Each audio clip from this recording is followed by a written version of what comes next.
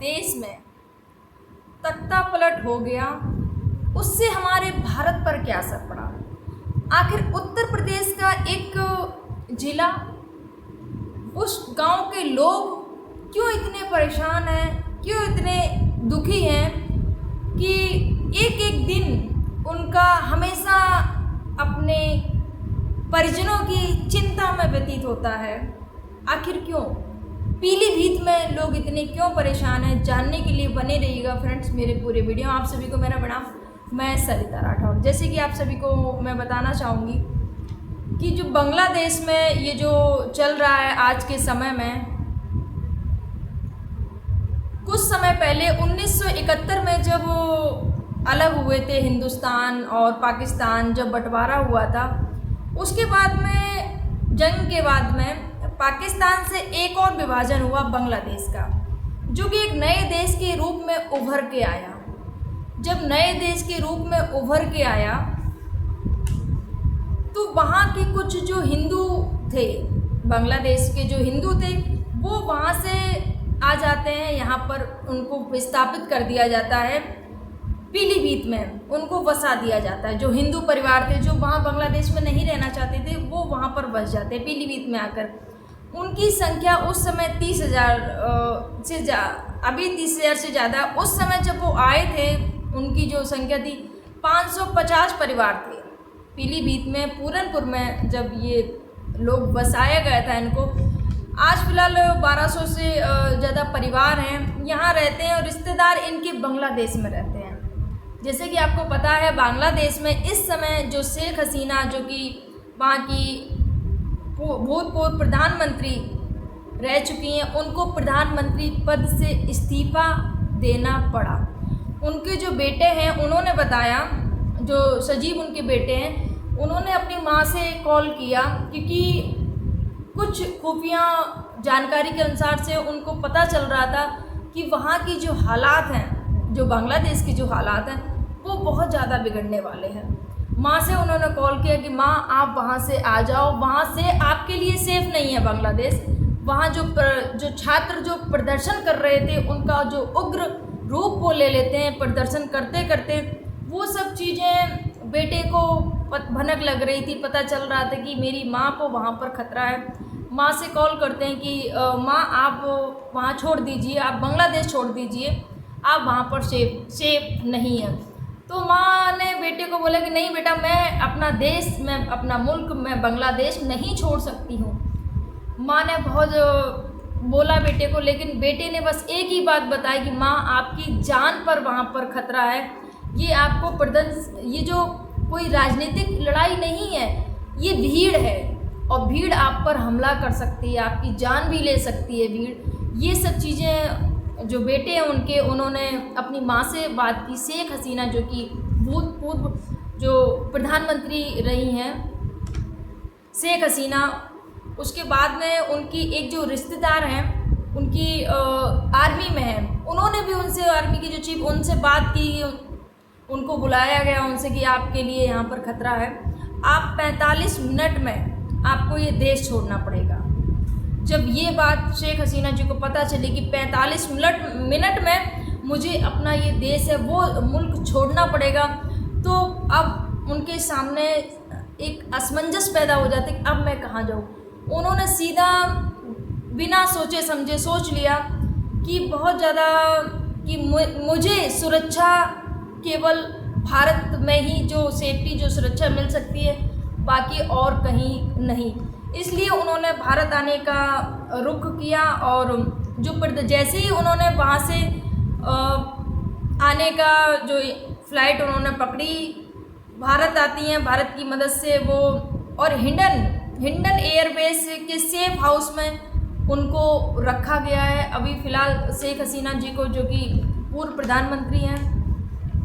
बांग्लादेश के जो राष्ट्रपति मोहम्मद शहाबुद्दीन सरकार के खिलाफ बड़े पैमाने पर विरोध प्रदर्शन के बीच प्रधानमंत्री पद से इस्तीफ़ा, उन्होंने बोला कि आप इस्तीफ़ा दे दीजिए। एक दिन पहले ही उनसे इस्तीफ़ा ले लिया गया और उनसे देश छोड़ने के लिए कहा गया कि आप इस देश को छोड़ दीजिए, और वो वहाँ से 45 मिनट दिए गए। 45 मिनट में उनको देश छोड़ना पड़ा और वो इंडिया में शरण लेती हैं कि अपनी जान को बचाने के लिए। और उसके बाद में जैसे ही उन्होंने वहाँ छोड़ा, उनका जो वहाँ पर जो संसद भवन, वहाँ पर जो भीड़ थी, जो वो उग्रवादी बोलेंगे, उग्र भीड़ बोलेंगे उनको, ये छात्र तो नहीं कर सकते हैं, छात्र तो बस उनको अपनी पढ़ाई लिखाई, अपने भविष्य की चिंता होती है। इतने उग्र हो जाएंगे छात्र, जो कि पढ़ने लिखने वाले छात्र की इतनी हदें पार की गई, उनके जहाँ उनका आवास था वहाँ पर घुस जाते हैं, उनके कपड़े तक बाहर सोशल मीडिया पर आ गए, उनके कपड़ों से खिलवाड़ करते हैं और उनके फ्रिज में जो खाना होता है वो खाते हैं और उनके बेड पर कूदते हैं और मतलब पूरे सब कुछ तहस नहस कर देते हैं उनके घर को। ऐसे छात्र हो गए। और इसके बाद में ये यहीं पर ही नहीं रुके, उसके बाद में ये जो मामला था वो बढ़ता चला गया। फिर उन्होंने टारगेट किया हिंदुओं को, वहाँ के जो हिंदू थे उनको उन्होंने टारगेट किया और एक एक करके आए दिन आप भी देख सकते हैं कि कितनी सारी सोशल मीडिया पर वीडियो वायरल हो रही हैं। देख के मन बहुत ज़्यादा दुखी हो जाता है कि कैसे लोग हैं, कहाँ गई इनकी इंसानियत। महिलाएं भी महिला के दर्द को नहीं समझ रही हैं और कट्टरपंथी दिखा रही हैं। वहाँ पर महिला को ऐसे उन्होंने बांध रखा है और उनके साथ में अत्याचार कर रही हैं। बहुत सारी ऐसी वीडियो हैं। एक तो वीडियो मैंने देखी, छोटा सा बच्चा 3 साल का होगा मैथ बच्चा, और बच्चा बहुत ज़्यादा परेशान है, बहुत ज़्यादा दुखी है कि क्या हो रहा है। उस मासूम बच्चे को क्या पता कि क्या हो रहा है यहाँ पर। मैं ज़्यादा नहीं बोल सकती हूँ फ्रेंड्स इस पर, लेकिन बहुत ही सोचनीय विषय ये जो चल रहा है। सोचिए क्या सोच है लोगों की। एक एक करके वहाँ पर हिंदुओं को चुन चुन के उनको टारगेट किया जा रहा है। सोचिए, जब यहाँ भारत में कि जो रिश्तेदार रहते हैं, मैं ये घटना आप सभी की समझ क्यों लेके आई हूँ, क्योंकि जो पीलीभीत में जो मैंने गांव बताया आपको, जो वर्तमान में जो हालत चल रही है बांग्लादेश की, अब ये जो रिश्तेदार रहते हैं जो कि बांग्लादेश पहले छोड़ चुके थे 1971 में, 1917 में जिसने बांग्लादेश छोड़ दिया था, और भारत में जो हिंदू थे वो भारत में शरण लेते हैं, आके भारत में रहते हैं, लेकिन उनके जो कुछ रिश्तेदार थे वो वहाँ पर ही रह जाते हैं, बांग्लादेश में ही रह जाते हैं। लेकिन जो रिश्तेदार आ गए थे जिन्होंने भारत में शरण ले ली थी, वो आज बहुत दुखी हैं, उनकी आंखों में आंसू हैं। मीडियाकर्मी वहाँ पर पहुँचे, क्योंकि ये सब न्यूज़ में था, मैं आपसे न्यूज़ में जो था मैं आपको वही सुना रही हूँ।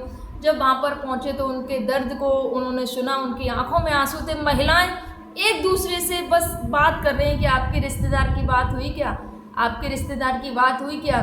4 दिन से किसी के रिश्तेदार की किसी से बात नहीं हो पा रही है।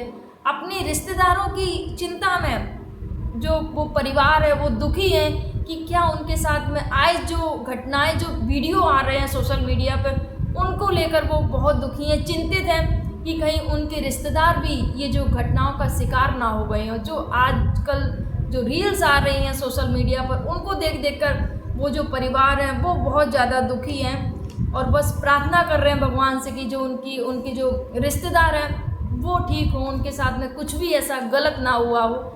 लेकिन ये जो घटनाएं देखने को मिल रही हैं फ़िलहाल बहुत ज़्यादा चिंता का विषय बनी हुई हैं। ये जो पीलीभीत के पूरनपुर तहसील में पड़ने वाला जो चंदिया हजारा गांव है, वहाँ के ये जो 550 जो परिवार जो उस समय आए थे, आज जिनकी संख्या 1200 है, वो अभी चिंता में है। तो बांग्लादेश की परेशानी है, भारत भी चिंतित है, क्योंकि जो रिश्तेदार हैं उनके वहाँ पर रहते थे। तो ये जो मामला है फ़िलहाल, ये जो शेख हसीना हैं यहाँ पर सुरक्षित हैं, लेकिन बांग्लादेश में हिंदू सुरक्षित नहीं है।